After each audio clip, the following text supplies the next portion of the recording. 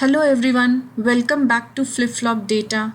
This video is a part of the playlist of hypothesis testing. Please do watch the earlier videos so that you gain a complete knowledge of the topic. Please subscribe and press the bell icon so that when a new video is uploaded, you get notification and you don't miss on any update. Also, if you like the videos, please share it with your classmates or colleagues or others. It will serve as an encouragement to bring more and more. So in the last videos, I had covered definition of hypothesis and hypothesis testing, types of hypothesis, and I had shown you the steps of how you can postulate null and alternative hypothesis. So apart from this, the tailed tests, that is one-tailed and two-tailed tests, were discussed and described with examples in detail. So in this video, we will discuss a very important topic of critical region and critical values. In continuation, without losing time, let's start. So the concept of critical region or critical value can be better understood from an example. So let us consider an example. Suppose in a factory we have 100 assembly items in the lot which are subjected to tests in the batches or samples of 10.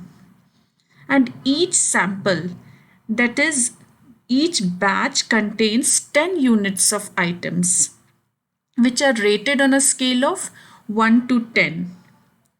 Next, we specify if average of rating, that is mean, is greater than equal to 8, the item is a qualified item.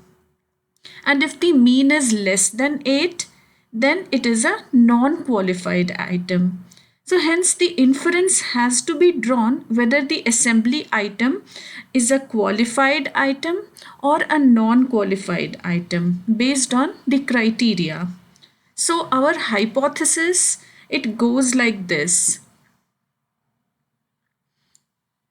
H0, that is the null hypothesis. Selected assembly item is qualified, that is H0 becomes mu, that is mean, is greater than or equal to 8. H1, alternative hypothesis, is selected assembly item is non-qualified, that is H1 becomes mu is less than 8. Moving further.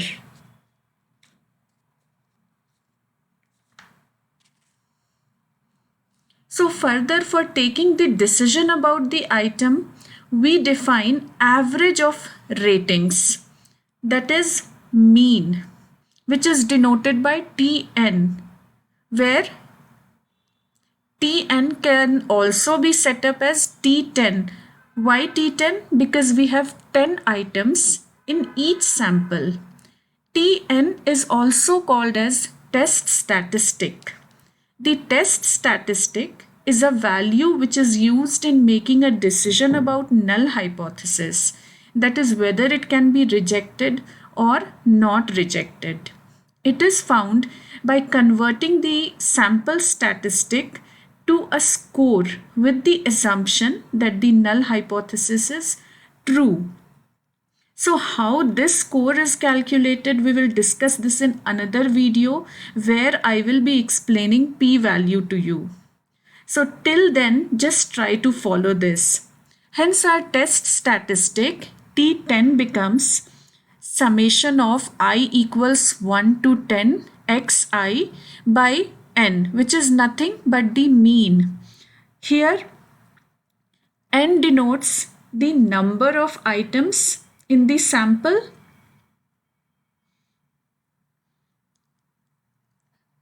and xi denotes x1, x2 up till xn. xn is x10 over here because we have 10 items in each sample. So these x represent the individual ratings of the individual items within the sample.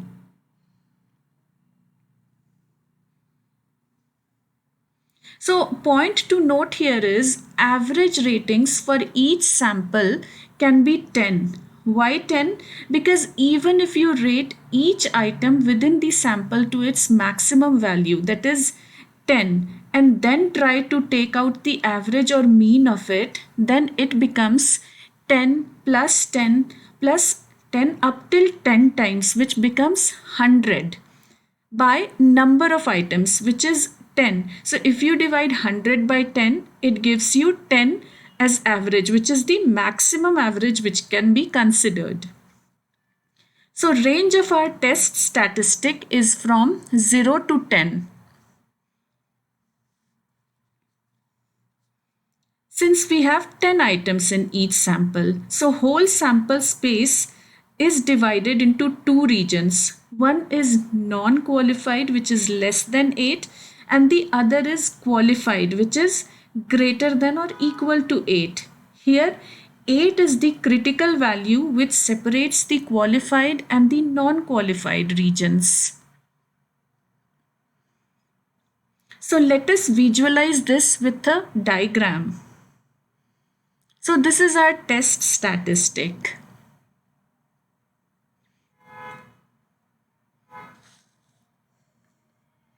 We can represent values less than 8 as rejection region or critical region or the non-acceptance region because we reject null hypothesis based on this.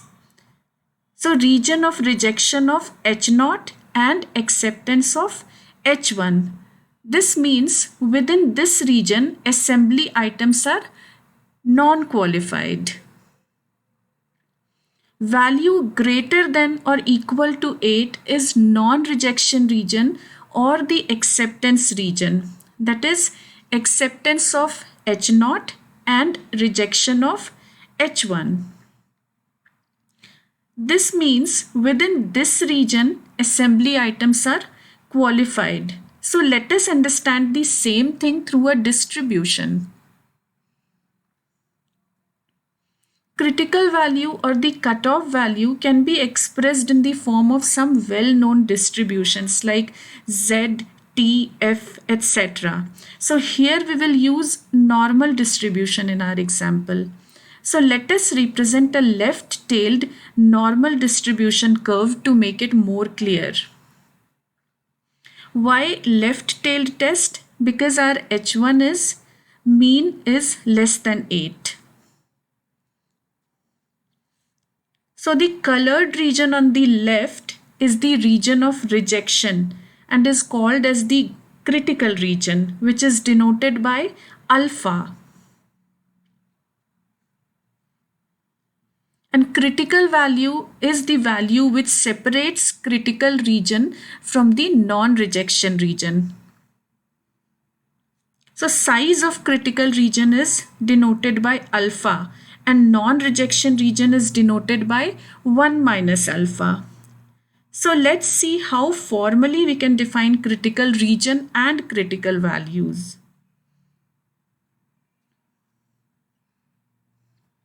So critical region. The critical region or the rejection region is the set of all values of test statistic that cause us to reject the null hypothesis. In our example, it is value less than 8. A critical value is any value that separates the critical region or the rejection region from the non-rejection region based on the values of test statistic score computed. So again I repeat, the score computation will be shown in another video where I will be explaining you p-value. Here I have considered left-tailed tests since H1 becomes mean is less than 8. However, based on your hypothesis framing, you can convert it to two-tailed test or the right-tailed test. The process remains same, only instead of considering alpha, take alpha by 2 in each tail for the two-tailed tests, and for right-tailed test, take alpha towards right side respectively. So this diagram gives a clear idea. It depicts the entire distribution with clear demarcation of critical region and non-rejection region, and the alpha values as well. So to summarize, let me repeat for clarity. If calculated value of the test statistic lies in the rejection or critical region, then we reject the null hypothesis. And if it lies in the non-rejection region, then we do not reject the null hypothesis. Also, we note that when H0 is rejected, then automatically the alternative hypothesis H1 gets accepted. So with this, I conclude this part. Keep watching my subsequent videos. I will elaborate types of errors in hypothesis testing in my next video. If you have any queries, please drop it in the comment section. Thank you. Don't forget to subscribe.